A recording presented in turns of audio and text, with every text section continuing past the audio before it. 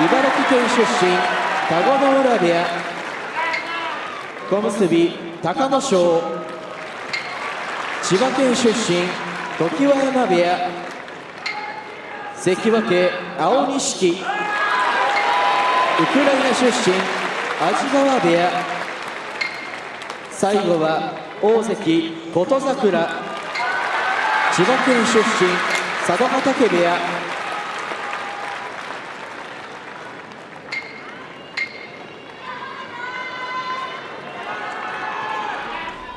自分もなかなか1回連敗するとボロボロっと言ってたんで、そうなんですか。その間どういうことを考えてるんですか。いや、考えは、いつも通りですけど、相撲どうやっていこうとかは考えるんですけど、なんか今場所の初白星を手にしました明生です。両者の対戦は21回目となります。竜電8勝、明生12勝。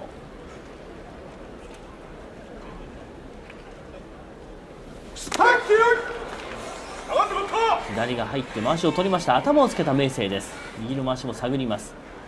竜電が抱え込む。左を覗かせて右から抱え込んでいる竜電です。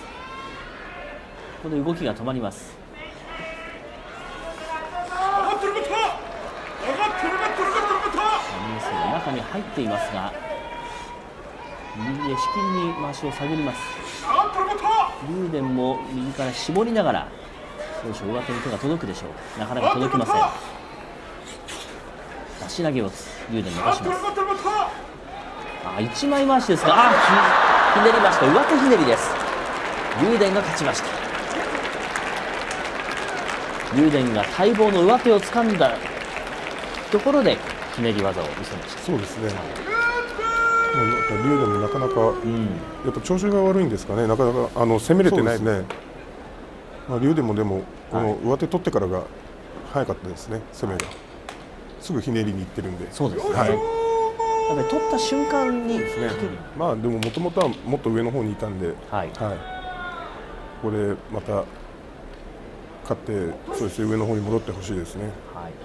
爆発力のある押しで圧倒できるか。そして千代翔馬はどういう作戦でいくでしょうか。千代翔馬、豪ノ山です。過去は2対2。なか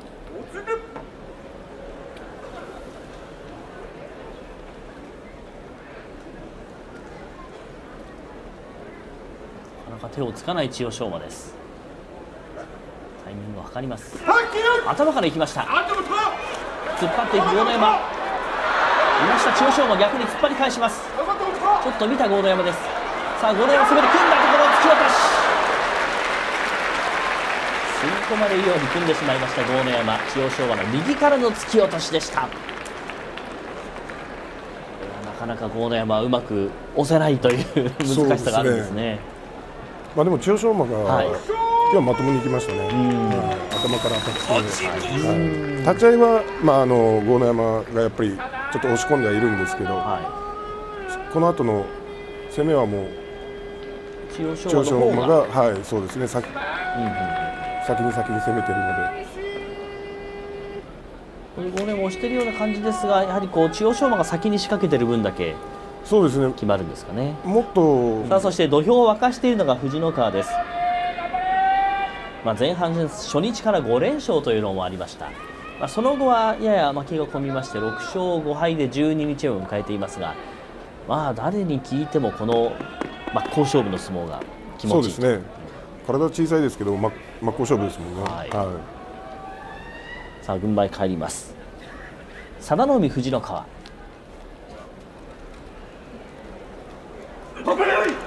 さあ突っ張っていく藤ノ川だ。藤ノ川突っ張る。佐田の海逆襲。左が入った。首を巻いて首ひねり。激しい相撲で藤ノ川勝ちました。首をかしげた佐田の海です。佐田の海の勝機があったように見えました。藤ノ川の勝ち。立ち合いは藤ノ川すごく良かったんですけど、ここでよく佐田の海の我慢して、ここから出てすぐ左差すんですけど、振られましたね。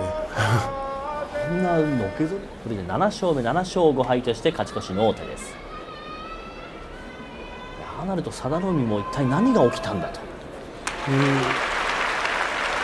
を首に巻いて絶対絶命のところからするイメージですよね。そうですね、全284勝中115勝で叩き込みで上げてる、はい、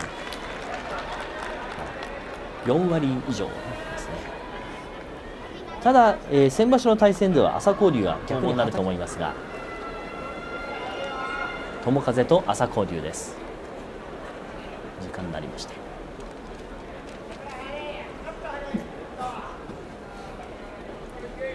ゆっくりと足の位置を決める友風。横に動いた朝紅龍です。ぶどうを交えて押していく、はたき込み、友風が勝ちました。流れは朝紅龍だと思ったんですが、そうですね、流れは朝紅龍でしたね。そう簡単に決まらないんですね。そうですね。土俵際うまく叩き込みましたね。朝紅龍こう攻めて押してるように見えるんですが、友風は余裕があるんですか。余裕はあんまりなかったそれだけこう、前に出るよりは受け流してといいますか、まあでも、受け流すというよりも、でも前に圧力かけないと投げも効かないと思いますので、下がっての投げもあるとは思うんですけど、それだけタイミングよく投げられているという、そうですね。さあ時間ですの声です。狼雅と湘南の海、過去湘南の海が5勝、狼雅が3勝です。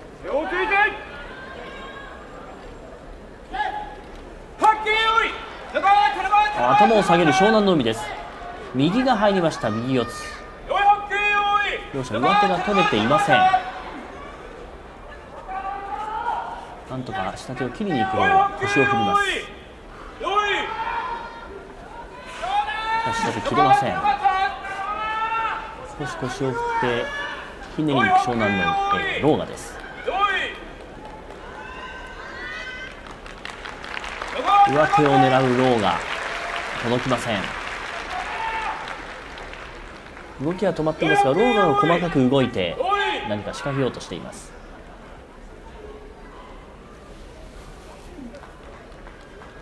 絞りながら足を切りに行く湘南の海。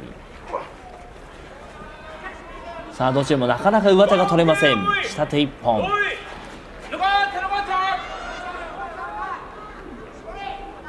先に上手を取った方がかなり有利になりそうですが、お互いにそれを許しません。さあ長い相撲になりました。出ていく湘南の海だ。ここで回しを引いた。寄り切りました狼雅です。ここぞとばかりに湘南の海が出ていきましたが、狼雅が左で回しを引きました。寄り切って勝っています。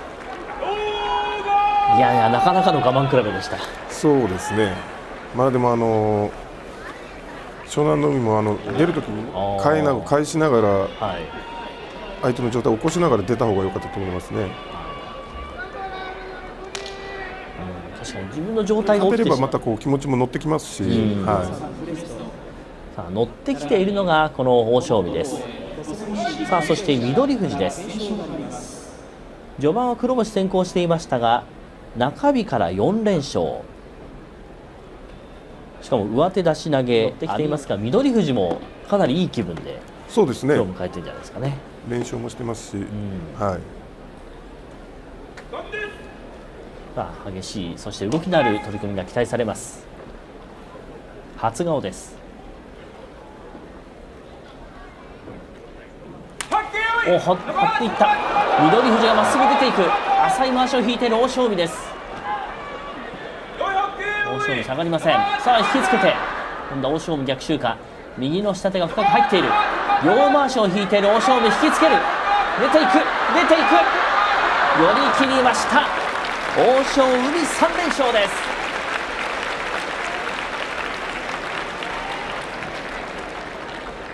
翠富士が一旦攻め込みましたが、欧勝海が回しをがっちり掴んでいました。そうですね。翠富士の攻めも立ち合いからの攻めも悪くはなかったのが良かったんじゃないですかね。痛い方の手を使って取ってますし、回しを。欧勝海の勝ち。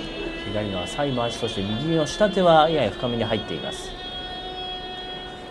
あとはもう引きつけて出るだけ。そうですね、まあ小さい力士は引きつけさえすれば、引きつけて上体さえ起こせばですね、寄れるので、はい、全体の皆さんが気にしているという状況はい、になると思いますが、さあ錦富士が現在3敗ですから、優勝争いの2敗3人3敗3人の中の1人ということです。さあ相撲内容はかなり積極的に前に出るといういい相撲が続いています。そうですね、はい、そして一山本が中日から4連勝、冷静に手を伸ばしてらしい押し相撲を見せています。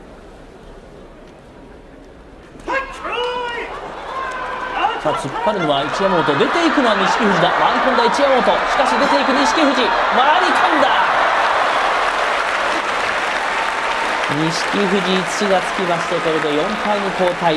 一山本は中日から5連勝となりました。攻めは錦富士だったんですけどね、そうですね、はい、本当うまく土俵を使って回り込みましたよね。一山本もでもはい、突き放してはいるんですけど、錦富士のやっぱ調子がいいんですかね、圧力があってなかなかこう、押し返せてはないですからね、はい、でもこの辺はうまく本当によく回り込みましたね。でもなんかこう前に出る圧力がちょっとなくなったというか、そう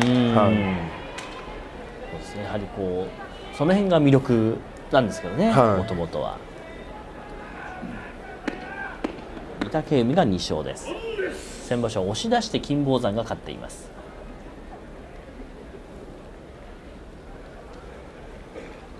九州場所12日目です。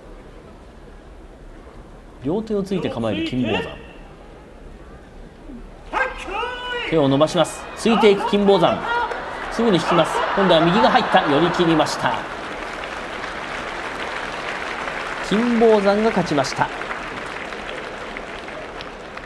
やはりこう突き切るんではなくてついて、そうですね、なんかやっぱどっか悪いんですけど、なかなかこう物手でいくんですけど、伸ばしてこの後なかなかどんどん突き放さないですもんね。そうですね、はい、組んで寄り切りで勝ちました。苦しい中でもこれで、そして顔を叩いて拳で顎、そしておでこの付近を叩くのが美ノ海。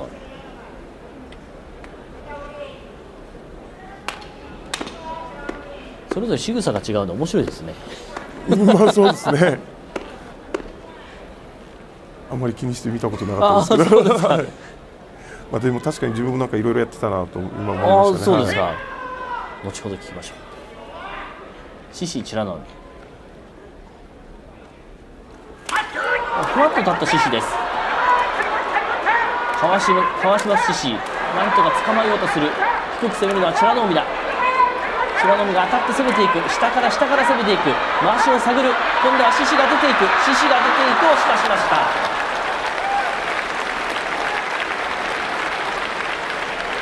あまりこう相撲のセオリーにないような攻めを繰り広げた獅子なんですが、最終的には押し出して勝ちました。そうですね、まあ、最後ちょっと美ノ海の状態、立ち合いは上手を取りに行ったんですね、獅子は。ただこれは取れませんでした。相手を押して、美ノ海も途中まで突き放されても状態起きてはないんですけど、本当最後の最後に状態起きましたからね。ここでもう起きてるんで、はい、そこを獅子が見逃さずに勝負を決めたという感じでしょうか。獅子が踏みとどまって5勝目、5勝7敗となりました。こちらも人気があります。タオルが揺れる中で12日目です。翔猿が4勝7敗、阿炎は5勝6敗とともに黒星先行です。過去は翔猿が8勝、阿炎が9勝とほぼ五分の対戦成績。夏場所の対戦は押し出して翔猿が勝っています。突っ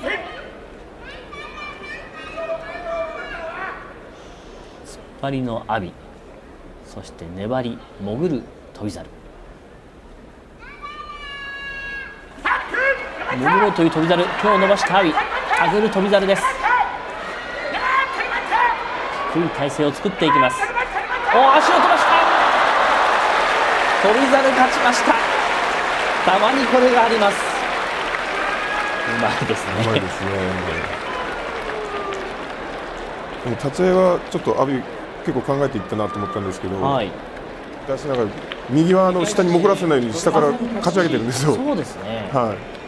だからうまいなと思ったんですけど、はい、そこからなかなかつけませんでしたね。なかなか珍しい立ち合いですね。左に伸ばして右は下からという。ただそこからそうですね。欲しいですかね。熱海富士も重たいですからね。残り腰もすごくありますし。はい。はい、さあ好調の時疾が熱海富士をどう攻略していくんでしょうか。22歳の熱海富士、堂々たる表情です。軍配が返ります。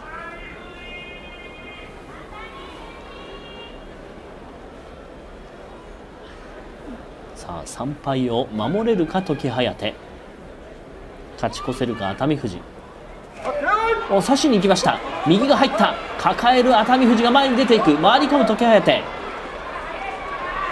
に右四つになりましたが枠を両者引いています。熱海富士は1枚投げの打ち合いは時疾だ。時疾勝ちました。熱海富士悔しそう。的に組みましたがそこから休まず動き続けました時疾。投げの打ち合いを制しています。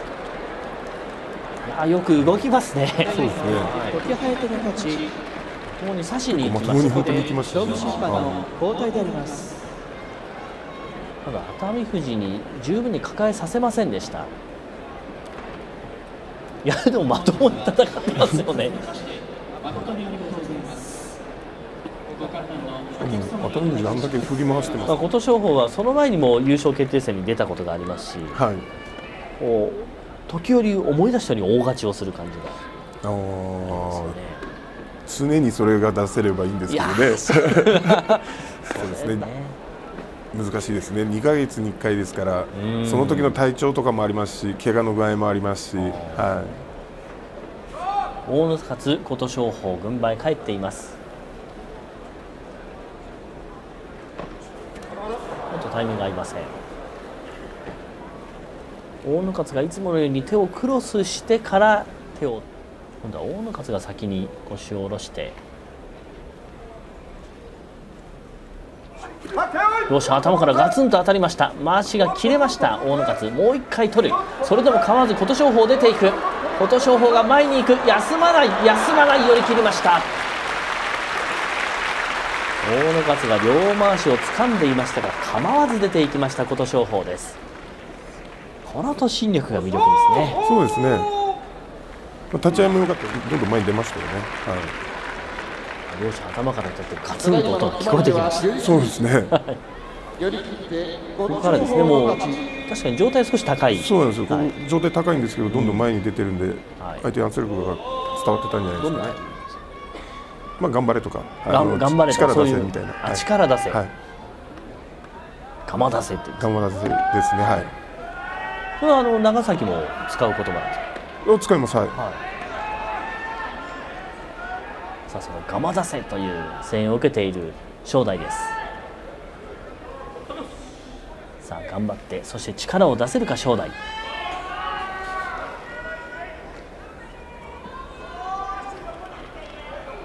34回目。相手のことはお互いに知り尽くしています。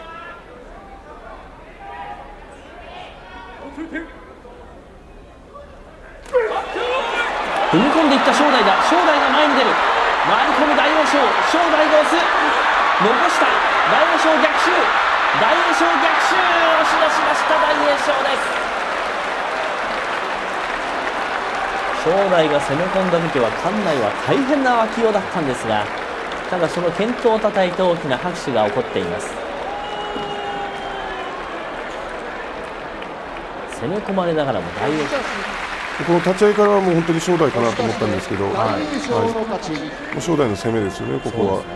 この辺はよく大栄翔は残しましたよね、本当に。ここからはい一発入れてからが、まあ、早かったですね、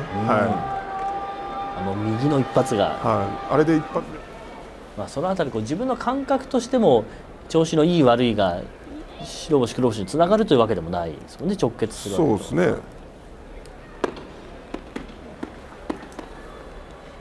確かに場所前の稽古では調子良かったのに、場所に行ったら勝てないとかありますからね。本当に微妙な、そうですね、違いがあるんですね。若元春、霧島20回対戦あって霧島13勝、若元春7勝です。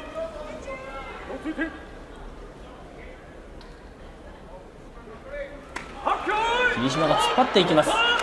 組ませたくない、出ていく霧島、押し出しました。霧島勝ち越しです。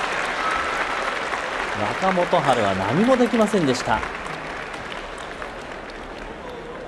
よく考えてついていきました。ここ最近結構つくようになりましたよね。そうですね、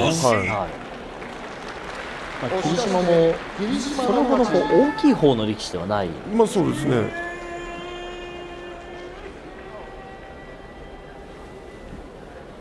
若元春が組んだら強い。それだけ相手にも気合が入るんだったら熱戦になりますね。そうですね。平戸海も逆に負けれないと思ってるんじゃないですか。さあより集中力を増して平戸海12日目の土俵です。ともに3勝8敗です。伯桜鵬は解禁した場所で負け越したのが初めてという。少し壁に当たった感もありますが、それでも伯桜鵬今場所は初日に豊昇龍を破っています。25歳平戸海、伯桜鵬22歳。よし、頭から左が入った、出ていくのは平戸海だ。平戸海が出ていく、残した伯桜鵬、逆襲、回り込み平戸海残した、寄り倒し伯桜鵬。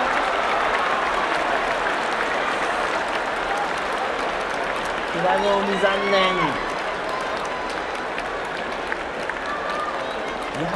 攻めましたからね。そうですね。ありましたね。平戸海はでも、攻めてはいるんですけど、状態上がったままなんですよ。もう少しながら前に出る癖があるので、それはよく師匠の境川親方からよく稽古場でも言われてるんですけど、そこも残してもう一度チャンスがあるかと思ったんですが、確かに攻めていくときに、前傾姿勢にもなってますし、よかったと思うんですけど、もっと背中を丸めるような感じ。そうですね。4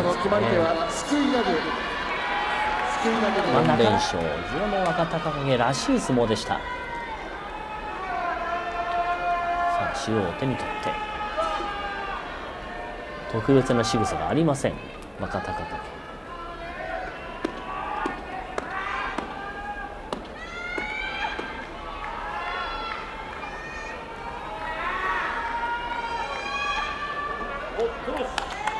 待ったなしの声です。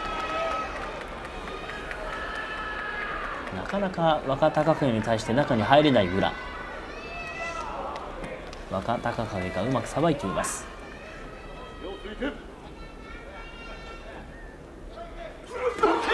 低くいく、右四つになりました。回しに手がかかっていません、両者。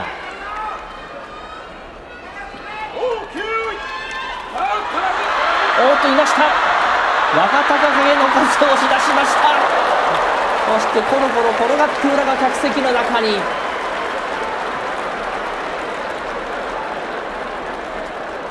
随分と飛んでいきました宇良です。やはり宇良は若隆景はそうですね。立ち合いからの当たりというのはどうですか。立ち合いは宇良の方が低く当たって押し込んでますし、宇良の方がいいんですけど、ここやっぱりやりづらいんじゃないですかね。なかなか攻めれてないですからね。引きにも全く若隆景はもう縦に1回転ですね。引いた後に自分のチャンスになるんで、そこから潜ったりいろいろするんですけど、できてないですもんね。そうですね。そのあたりがこう、合い口と言いますか、それを考えてもちょっと恐ろしい。そうなんですよ。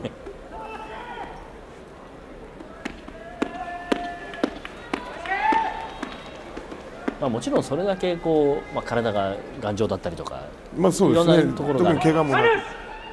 さあ待ったなしの声がかかっています。過去は隆の勝が8勝で玉鷲3勝、隆の勝がリードしています。夏場所では隆の勝が突き落として勝っています。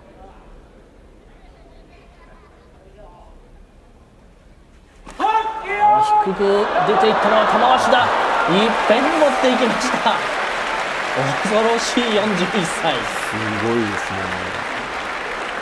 なんと馬力で圧倒ですよ。41でもぶちかましていきますからね。なかなか当たれないんじゃないですか普通。そうですね。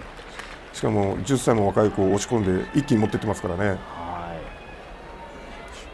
700勝ですね。そうですね。幕内700勝。吉野富士とやった時なんかすぐ引きに行ってましたからね。そうです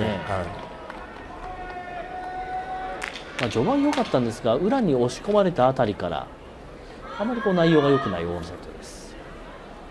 前半はすごい内容良かったんですけどね。そうですね。どこまで行くのかと思いましたけど。そうですね。さあ青錦、今日欧勝馬戦です。名古屋場所で対戦がありまして、押し出して青錦が勝っています。さあ低い青錦に対して欧勝馬、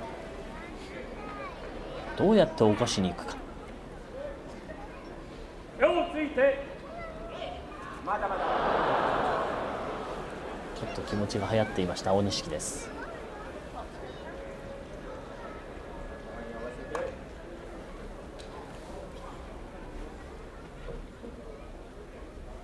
欧勝馬も頭をつけた相撲は取れます。さあ両者頭から引いた欧勝馬、ついていく青錦、左が入りました。さあ頭をつけてこらえる欧勝馬です。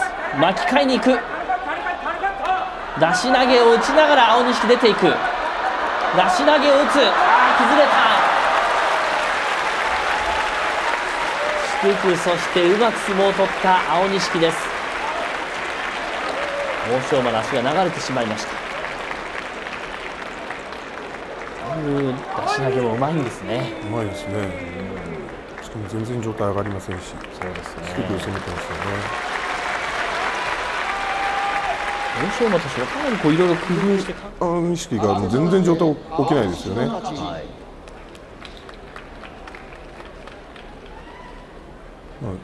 青錦は常に攻めてますからね。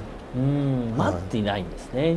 自分から動いてる。そうですね。どんどん出し投げこうやって打ったり、でそれがダメだとしてでも次また出し投げ打ってみたいな感じで、常に攻めてますよね。ですから多分強いと思いますから。やはり攻略法としては昨日みたいな相撲、吉野富士の取った相撲みたいなのが、そうですね。あれが多分一番、でもなかなか起こせないと思うんで、その中で迎える吉野富士戦、何しろ1年前は琴櫻は優勝しているわけですから、そうですね。ここは頑張ってほしいところです。確かに前半は大丈夫かなと思ったんですけど、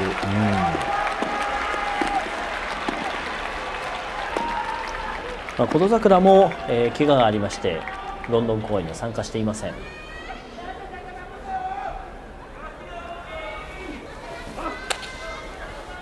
さあ気合が入る吉野富士、大の里青錦に連勝、そして琴櫻戦です。初顔です。出ていく吉野富士、押し出しました。琴櫻まともに引いてしまいました。あ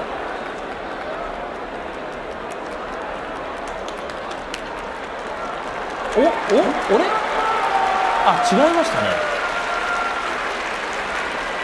琴櫻が勝っています。バタッとついたんですかね。物言いもついていますね。角度の VT は。そしてはたいて、足が残ってますね。残ってるんですね。吉野富士も土俵に倒れた後すぐにおそらく行司を見たんでしょう。足が残っているんですね。琴櫻からしたらラッキーな一番だったですね。ただ琴櫻もこういう形でよく残りますよね。そうですね。大野里に対して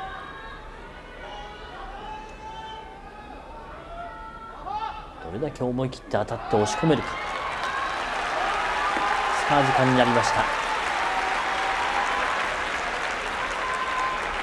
先ほど正代に対して掲げられていた大きな手作りの紙の応援が大野里にちょっと変わってました。あ、変わってましたか。はい、はい、今ちょっと画面の端の方に見えましたが、ただ応援する文言は一緒でした。あ、ただ人が変わったみたいな。上の方ですね。はい、見えてます。どうなんですか、力士の目には入るんですかね。さすがにそこまで見えてないですか。今土俵に上がって土俵に上がったら見えてないんじゃないですか。見えてないですか。まあ目の前の相手に集中ですよね。そうですね。土俵入りとかだったらこう見えますからね。なるほど。はい、さあ連敗を止められるか大野里。今日も一泡吹かせられるか王鵬。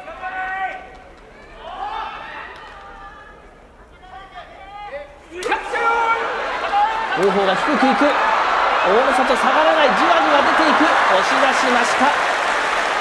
今日は落ち着いて取りました大野里。連敗を止めました。だいぶ慎重に取りました。慎重に取ってましたね。やっぱ昨日のこともありますし、はい。どうでしょうか、内容としては。ちょっと慎重になったぐらいで、そんなにこう圧倒するような相撲ではなかったんですが、ちょっと押された時にのけぞりはしたんですけど、下がってはないので、あと引きにもいってないんで、その反省点をちゃんと生かして。そうですね。取ったらすぐもう攻めてますし、ちょっと慎重になっただけじゃないですかね。なるほど。さあ随分と声が飛んでますね。そうですね。もう声が鳴り止む時がないということですから、でもこの状況ですからファンもそれはテンション上がりますよね。そうですね。睨み合いです。先に立ち上がって目をそらしたのは高安。さあ気合が乗った豊昇龍。登場しを手に。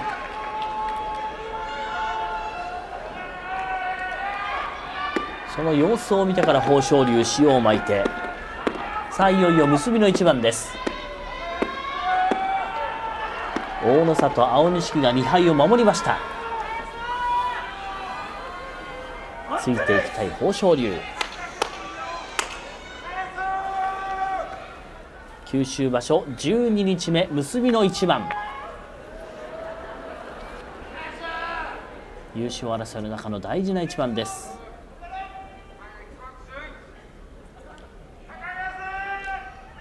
睨み合いです。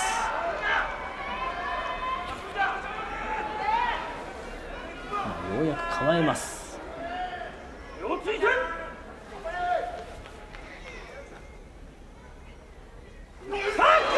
ろ手突き、ついていく。まわしに手がかかりません。高安が小さく突っ張る。高安突っ張る。しかし出ていくのは豊昇龍だ。高安突っ張る。突っ張り合いになった。右の張り合いだ。突っ張り合いだ。少し熱くなったか。頭をつける高安。しかしそれを振りほどいた。押し出しました。豊昇龍2敗を守りました。なんと火花の出るような突っ張り合い、熱戦になりました。そうですね。ちょっと考えていた展開とは違いましたね。全然違いましたね。まさかの横綱から突きに行ってましたね。そうですね。いやもう途中この気合のほとばしり方がすごかったですね。そうですね。押し出し。決まり手押し出し、豊昇龍が2敗を守りました。さあ、大野里、豊昇龍、豊昇龍が2敗を守りました。さあ、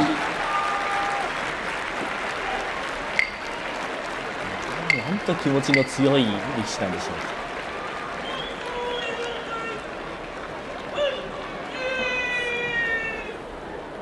豊昇龍ついていきました。そうですね、もろ手だったですね、突き返されても横からいなしながら、今度自分も今度どんどん突き返すんですよね。高安の張り手がちょっと入ったんですかね。入ってますね、はい。これで熱くなったんですね。やっぱりこう回し取ると、やっぱ差したり回し取るとこうやっぱりこう横綱ですよね、展開的には。最後ちょっとダメ押しもありましたが、まあちょっと気合が入ってたんじゃないですか。そうですね。まああと付き合いで熱くもなってましたし、はい。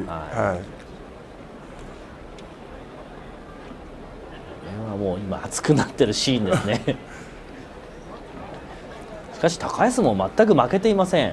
そうですね。一旦高安頭をつけました。この左のはずですね。はずが良かったですね。はい。ということで豊昇龍が2敗守りました。結局2敗の3力士はいずれも今日勝ちました。そうですね。しかも内容も全員すべて良かったですよね。ということは明日のやっぱり大野さんと青錦がどうなるかですよね。なんですか、はい、非常に気になるところがありますが、豊昇龍は琴櫻戦ということで、琴櫻もまあ